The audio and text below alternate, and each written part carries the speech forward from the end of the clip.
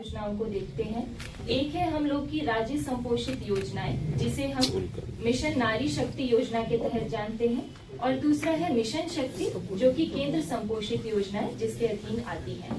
तो मिशन नारी शक्ति योजना के अंतर्गत मुख्य रूप से जो योजनाएं हैं वो है सिविल सेवा प्रोत्साहन राशि योजना, पालना घर योजना, माहवारी स्वच्छता प्रबंधन है, पॉश एक्ट है, जेंडर रिसोर्स सेंटर है, महिला विशेष कोषांग है, और प्रशिक्षण के विभिन्न कार्यक्रम, कौशल विकास का प्रशिक्षण, ये सब आयोजित हम लोग इसके अधीन करते हैं।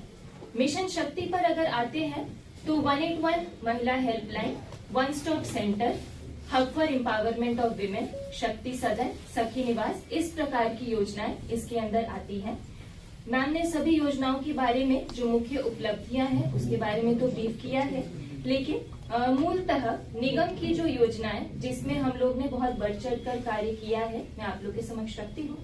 तो इसमें सर्वप्रथम कौशल विकास प्रशिक्षण के अंतर्गत हम लोग ने बहुत ही अच्छा कार्य किया है, जिसमें कि कई सारे जो कि पहले मेल डोमिनेटेड सेक्टर्स भी माने जाते थे, प्लम्बिंग है, मेसनरी है, इस प्रकार के कार्य क्षेत्रों में भी हम लोग ने प्रशिक्षण हम लोग प्रदान करते हैं विभिन्न एजेंसियों के माध्यम से। और साथ ही साथ अभी तक जो बच्चे इससे लाभान्वित हुए हैं उनकी संख्या करीब जो है 46,913 है। इस वर्ष की अगर हम लोग बात करें तो 206 बैच संचालित हुए हैं, जिसमें 6,009 बच्चे करीब प्रशिक्षण प्राप्त कर चुके हैं, और ये कार्य निरंतर चलता जा रहा है। आगे की अगर योजना की हम लोग बात करें तो प्लेसमेंट पर हम लोग का मुख्य फोकस रहेगा कि ज्यादा से ज्यादा लोगों को हम लोग अच्छा उनके मन लायक बिहार में या बाहर प्लेस कर सकें। इसके साथ साथ प्लेसमेंट के अतिरिक्त स्वरोजगार के लिए भी हम लोग प्रेरित करते हैं सभी को।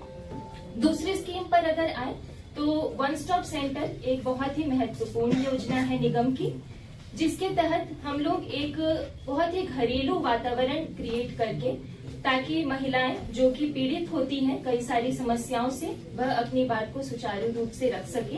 इन केंद्रों पर परामर्शी है, पैरामेडिकल है, पैरालीगल वर्कर्स हैं, केंद्र प्रशासक हैं, केस वर्कर्स हैं, जो उनकी विभिन्न समस्याओं को समझते हैं, परामर्श देते हैं, और जैसी आवश्यकता होती है, अगर उनको चिकित्सीय परामर्श चाहिए, लीगल परामर्श चाहिए, FIR दर्ज करना चाहती है, या आपसे समझबूझ से भी अपनी समस्याओं का निराकरण चाहती है, तो उस तरह की चीजें यहाँ पर एक ही छत के नीचे हम लोग प्रोवाइड करते हैं।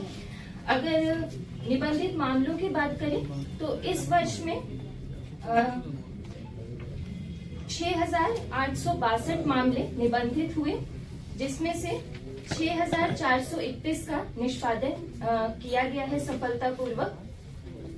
अगली हम लोग की महत्वपूर्ण योजना सिविल सेवा प्रोत्साहन राशि योजना है, जिसके तहत UPSC प्रीलिम पास करने वाली बच्चियों को 1 लाख की सहायता, और BPSC वाले प्रीलिम्स के जो बच्चियां हैं उनको 50,000 रुपए की राशि मेंस और इंटरव्यू की तैयारी के लिए दी जाती है।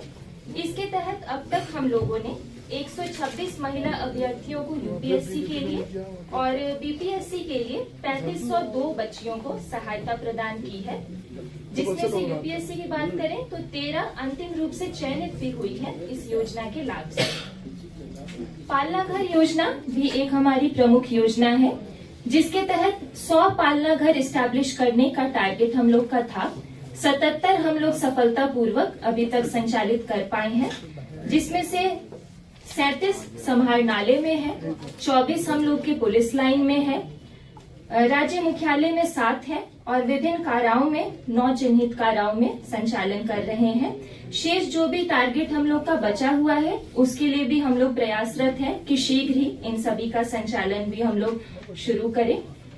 महिला हेल्पलाइन 181 हम लोग की एक महत्वपूर्ण योजना है, जिसका प्रचार प्रसार हम लोग स्कूलों में कोई कार्यक्रम आयोजित करते हैं या अपने यहाँ निगम में या जिला स्तर पर भी करते हैं, तो इसका प्रचार प्रसार करते हैं, क्योंकि इसका यह लाभ है कि कोई भी छोटी बच्ची से लेकर बड़े भी 181 अगर नंबर उन्होंने रट लिया, उनको जानकारी हो गई, तो वो किसी भी घटना की सूचना इस नंबर पर दे सकते हैं, और उन्हें तत्काल परामर्श या जो भी सहायता है, जिला से जुड़ी हुई अगर समस्या है तो जिला से भी हम लोग संपर्क स्थापित करके उसका निष्पादन करते हैं।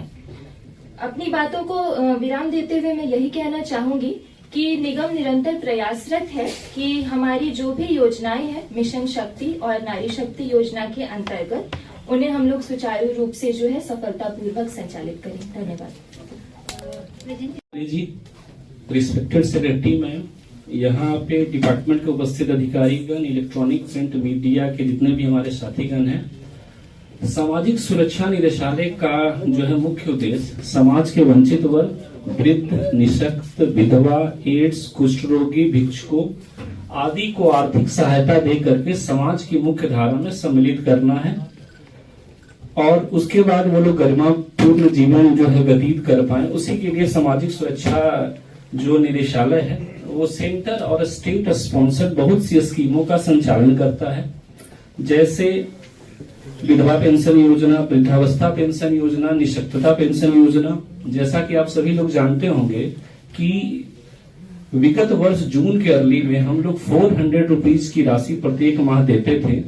मंत्री परिषद की जून की बैठक में इस राशि को और ज्यादा इंक्रीज करके 700 रुपए इंक्रीज करके 1100 रुपए की राशि डिसाइड करी गई और 9 जुलाई उस साल का मतलब लास्ट ईयर का जो था, उस समय हम लोगों ने 1.11 करोड़ लोगों को राशि भेजी, जो कि लगभग 1281 CR थी। यानी कि हर महीने का व्यय हमारा लगभग 1250 के आसपास रहता है।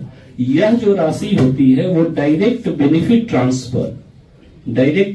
ट्रांसफर उसके माध्यम से बैंक अकाउंटों में दी जाती है। बीच में एक भी प्रकार का बिचौलिया नहीं होता है, किसी प्रकार की गड़बड़ी की उससे संभावना नहीं रहती है और उसके लिए सरकार के द्वारा हर एक माह में जो है 10 का डेट भी डिसाइड कर दिया गया है और हम लोग ऑनलाइन राशि ट्रांसफर करते हैं।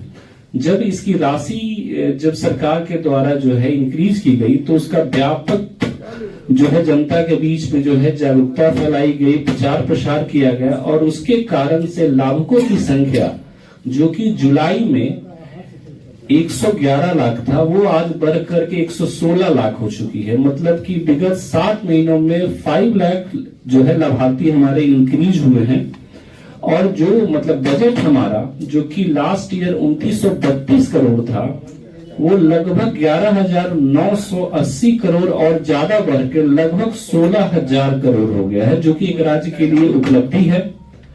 हम लोग घोस्ट बेनिफिशियरी को हटाने के लिए लाइफ सर्टिफिकेशन का काम कर रहे हैं।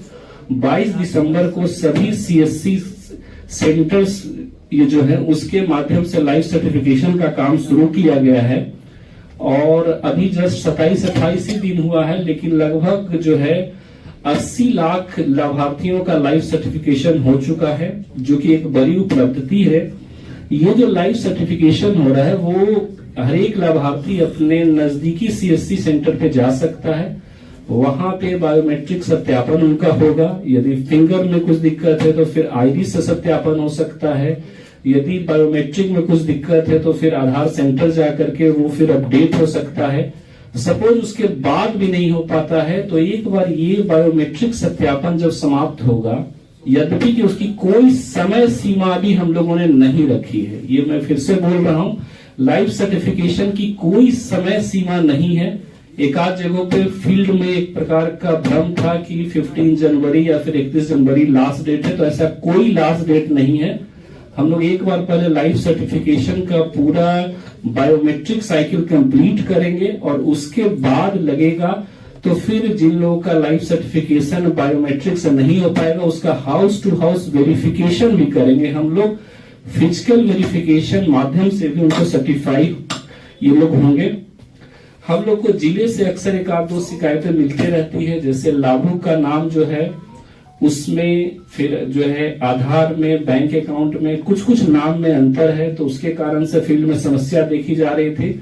माननीय मंत्री जी के निर्देशानुसार हम लोगों ने ADSS को ही यह जो है शक्ति दे दी है कि यदि कोई भी ऐसा इस टाइप का कोई भी समस्या आता है तो वहां से ब्लॉक डेवलपमेंट ऑफिसर से सत्यापन होकर के फिर ADSS लॉगिन से इसको सुधार लिया जाएगा। लाइफ सर्टिफिकेशन फुल्ली निःशुल्क है, ये पॉइंट में छूट गया था। इसमें एक भी रुपया लाभार्थी को नहीं देना है।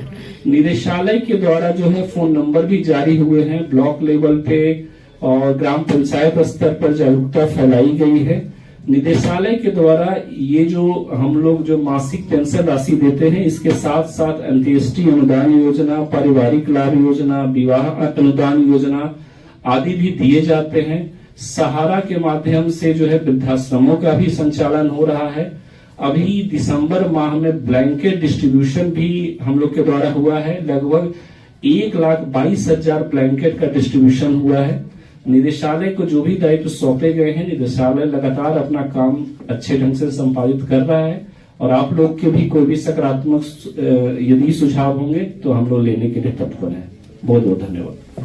प्रेजेंटेशन का अंतिम दौर